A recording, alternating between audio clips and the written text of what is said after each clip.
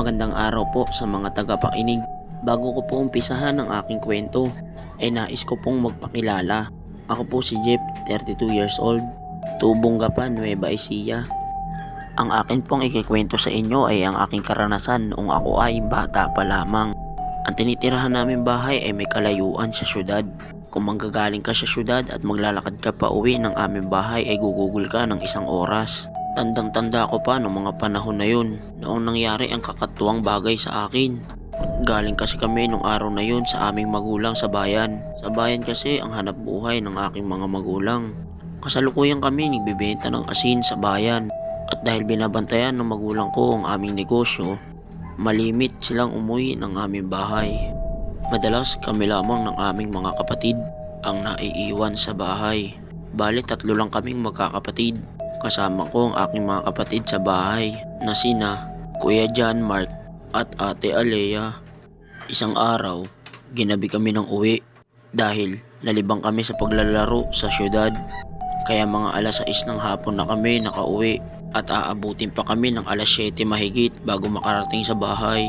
Marami kaming nadaanang kakahuyan. May dala naman kaming lampara ng mga araw na yon. Kaya meron kaming kapirasong tanglaw sa aming dinadaanan.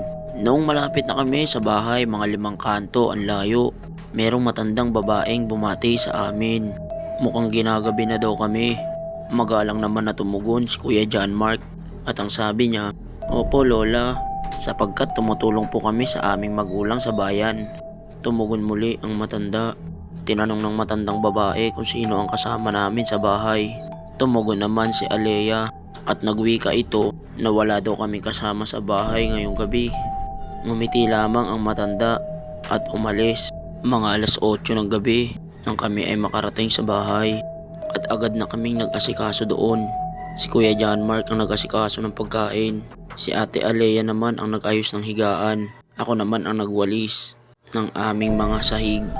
Lumipas ang mga oras at tapos na rin kami sa aming mga gawain at sa pagkain ng hapunan. Pumatak ang alas 10 ng gabi. Nagpasya na kaming matulog. Mga ilang oras ang lumipas. Nagising kami sa napakalakas na katok. Bumangon ako ng mga oras na yun dahil akala ko ang aking ama ang umuwi. Noong bubuksan ko na ang pinto, agad akong hinawakan ni Kuya John Mark. Nakita ko naman sa isang gilid si Ate Alea na umiiyak. Takot na takot ang mukha nito na animoy may nakitang kakaibang nilalang. Kanina pa pala gising ang dalawa. Mga 20 minutes bago ako magising. At kagabi pa daw nararamdaman ni Kuya John Mark ang mga kakaibang kaluskos sa paligid. Dahil laki kami sa magubat na paligid, kabisado ni Kuya John Mark ang hayop sa ibang nilalang. Nung panahon na yon ay full moon. Napakaliwanag ng labas dahil sa liwanag na nanggagaling sa buwan. Kumuha si Kuya John Mark ng bangko at pinatungtong niya ako dito dahil sa kagustuhan kong makita ang tao sa likod ng pinto. Sumilip ako sa siwang. Kahit maliit lang ang siwang, sapat na upang makita ang mga nasa labas.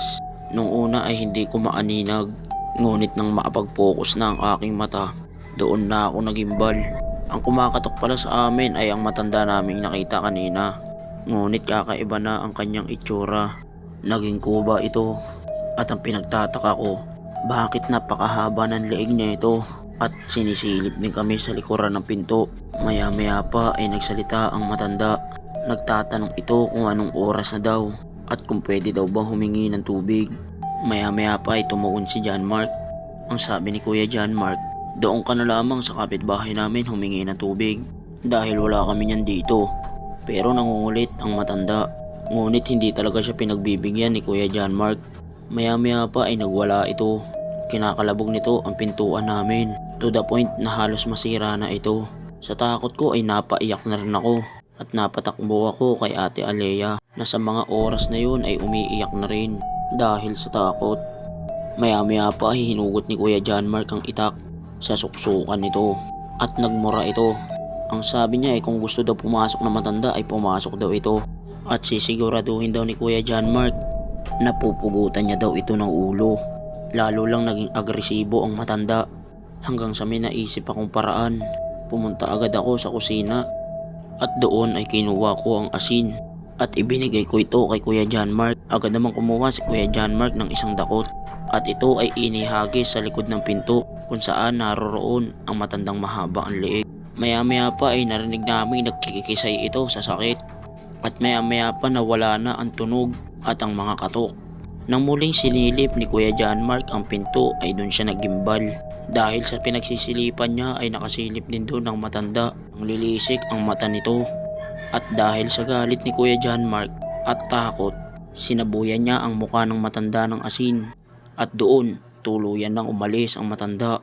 Ayon kay Kuya John Mark, nung umalis daw ang matanda ay hindi ito naglakad. Gumapang daw ito na parang ahas. Napakabilis. At pumunta daw ito sa kagubatan. Nang matapos ang mga pangyayari ay di na kami nakatulog magdamag. At lumipas ang kinabukasan nang pumunta kami sa bayan na ikwento namin sa aming magulang ang aming karanasan.